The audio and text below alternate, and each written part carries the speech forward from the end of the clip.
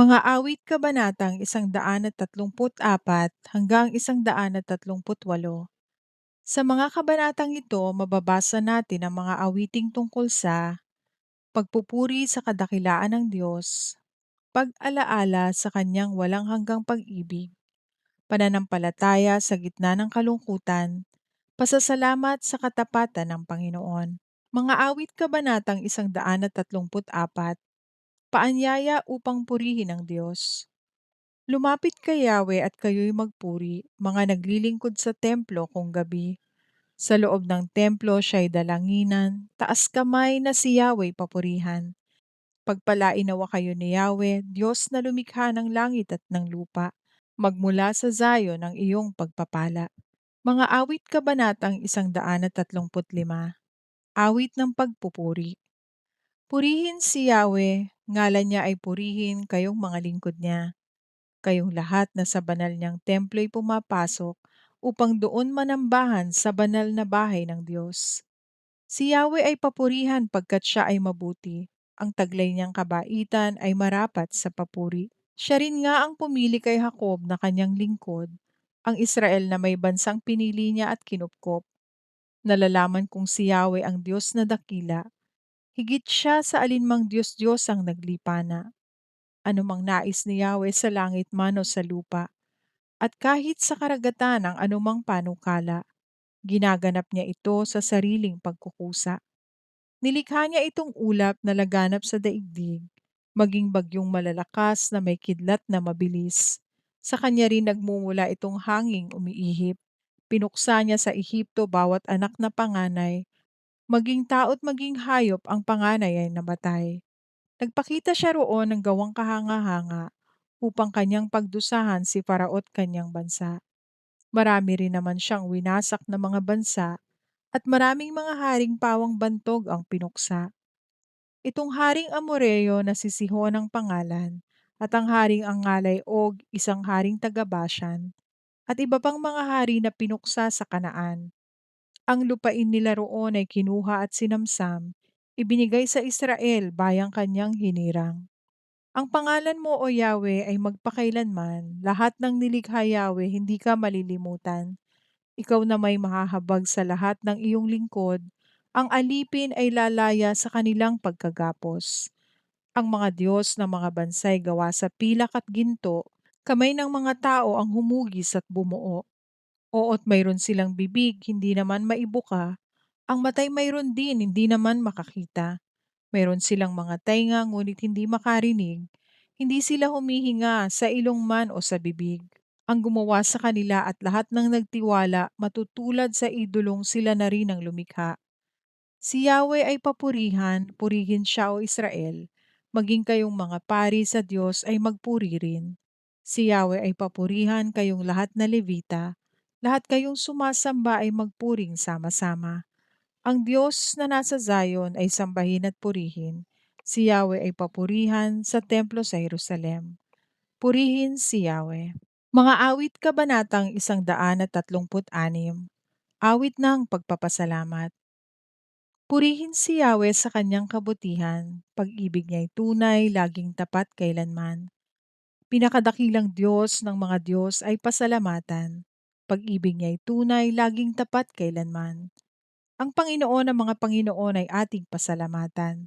Pag-ibig niya'y tunay, laging tapat kailanman. Dakilang himala at kababalaghan, tanging kanya lamang. Pag-ibig niya'y tunay, laging tapat kailanman. Itong kalangitan kanyang ginawa ng buong kahusayan. Pag-ibig niya'y tunay, laging tapat kailanman. Nilikha ang lupa at pati ang tubig nitong kalaliman. Pag-ibig niya'y tunay, laging tapat kailanman. Siya ang lumikha, siya ang gumawa ng araw at buwan. Pag-ibig niya'y tunay, laging tapat kailanman. Nilikha ang araw upang sa maghapon ay siyang tumanglaw. Pag-ibig niya'y tunay, laging tapat kailanman. At kanyang nilikhang pananglaw kung gabi, bituin at buwan. Pag-ibig niya'y tunay, laging tapat kailanman. Ang mga panganay ng mga Ehipsyo ay kanyang pinatay. Pag-ibig niya'y tunay, laging tapat kailanman. Mula sa Ehipto kanyang inilabas ang bayang hinirang. Pag-ibig niya'y tunay, laging tapat kailanman. Ang ginamit niya'y mga kamay niyang makapangyarihan. Pag-ibig niya'y tunay, laging tapat kailanman. Ang dagat na pula kanyang inutusan at nahati naman. Pag-ibig niya'y tunay, laging tapat kailanman. Ang pinili niyang bayan ng Israel ay doon dumaan. Pag-ibig niya'y tunay, laging tapat kailanman. Ngunit nilunod niya itong Faraon at hukbong sandatahan. Pag-ibig niya'y tunay, laging tapat kailanman. Nang mailabas na siya ang kasama habang nasa ilang, pag-ibig niya'y tunay, laging tapat kailanman. Pinagpapatay niya yaong mga haring may kapangyarihan. Pag-ibig niya'y tunay, laging tapat kailanman. Maging mga haring bantog noong una ay kanyang pinatay. Pag-ibig niya'y tunay, laging tapat kailanman. Siya ang pumatay sa haring Amoreo, ang haring si Sihon. Pag-ibig niya'y tunay, laging tapat kailanman. Siya rin ang pumatay sa bantog na si Og, ang hari ng Bashan. Pag-ibig niya'y tunay, laging tapat kailanman. Ang lupain nila'y ipinamahagi sa kanyang hinirang. Pag-ibig niya'y tunay, laging tapat kailanman. Ipinamahagi niya sa Israel bayang minamahal. Pag-ibig niya'y tunay, laging tapat kailanman. Di niya nilimot nang tayo'y malupig ng mga kaaway. Pag-ibig niya'y tunay, laging tapat kailanman. Pinalaya tayo nang tayo'y masakop ng mga kalaban. Pag-ibig niya'y tunay, laging tapat kailanman. Lahat ng pagkain ng tao at hayop siyang nagbibigay. Pag-ibig niya'y tunay, laging tapat kailanman. Ang Diyos nitong langit ay dapat purihin at pasalamatan. Pag-ibig niya'y tunay, laging tapat kailanman. Mga awit kabanatang 137, panaghoy ng mga Israelitang dinalang bihag. Sa pampang ng mga ilog nitong bansang Babilonya, kami nakaupong tumatangis sa tuwing Zion aming naaalala. Sa sanga ng mga kahoy sa tabi ng ilog nila, isinabit namin doon yaong dala naming lira. Sa amin ay inuutos ng sa amin ay lumupig. Naaliwin namin sila ng matamis naming tinig. Tungkol sa Zion yaong paksa, niyong nais nilang awit. Ang awit para kay Yahweh, paano namin aawitin? Samantalang kami bihag sa lupaing hindi amin. Ayaw ko nang ang lira ko'y hawakan pa at tugtugin, kung ang bunga sa pagtugtog limutin ng Jerusalem. Di na ako aawit pa kung ang aking sasapitin, sa isip ko't alaala ikay ganap na limutin. Kung ang kaligayahan ko ay sa iba ko hahanapin.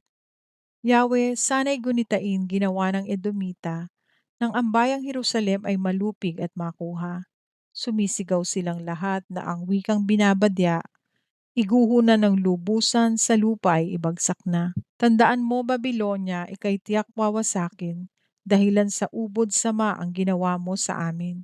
Yaong taong magwawasak, mapalad na ituturing, kung ang inyong mga sanggol kunin niya at durugin. Mga awit kabanatang 138, panalangin ng pagpapasalamat. Yahweh, ako'y buong puso nga awit ng pasalamat. Sa harap ng ibang Diyos, pupurihin kitang ganap. Sa harap ng iyong templo ay yuyukod at gagalang. Pupurihin kita roon, pupurihin ang iyong ngalan. Dahilan sa pag-ibig mo at sa iyong katapatan, ikay tunay na dakila pati iyong kautusan. Noong ako ay tumawag, tinanggap ko ang tugon mo. Sa lakas mong itunulong ay lumakas agad ako. Dahilan sa pangako mong narinig ng mga hari, pupurihin ka ng lahat at ikay ipagbubunyi. Ang lahat ng ginawa mo ay kanilang aawitin, at ang kadakilaan mo ay kanilang sasambitin.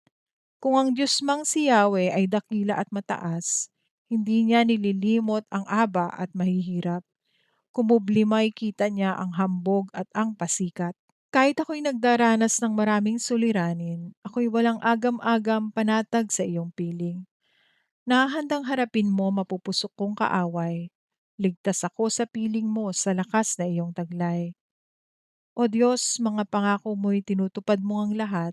Ang dahilan nito, Yahweh, pag-ibig mo'y di kukupas, at ang mga sinimulang gawain mo'y magaganap.